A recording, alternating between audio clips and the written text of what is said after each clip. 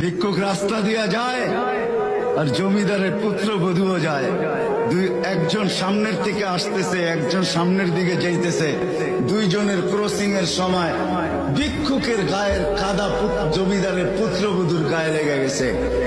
সে দুনিয়া আন্ধার করে ফেলছে, স্বামীকে ডাইকা নিয়ে আসছে, বলছে ভিক্ষুক আমার কাপড় নষ্ট করে দিছে। সে শুধু ভিক্ষুক ছিল না, বৃদ্ধ ছিল।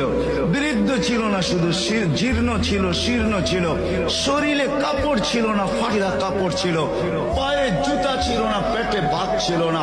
জমিদারের পুত্র সইতে পারে নাই, যৌবনী শক্তি সয়তো সয় কি কইরা তার স্ত্রীর গায়ে ভিক্ষুকের কাদা, বস সমগ্র শক্তিকে হাতে জমা করা, একত্র করা বৃদ্ধের কালে বসায়।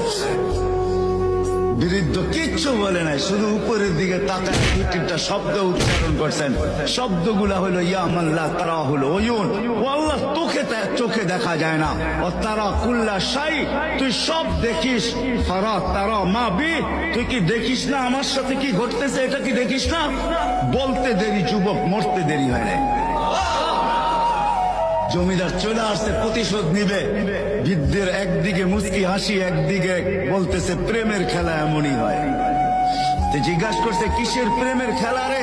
বলছে ওর প্রেমিকার গায়ে আমার কাদা লাগছে, পায়ের কাদা লাগছে, ও সইতে পারে নাই, যৌবনী শক্তি দিয়ে আমার বৃদ্ধ গালে বসায় দিছে। আমাকেও একজন ভালোবাসে, সেও সইতে পারে না, সেও সইতে পারে না। ও তো থাপ্পড় দিয়া খেলতো, সে জান নিয়ে নিছে।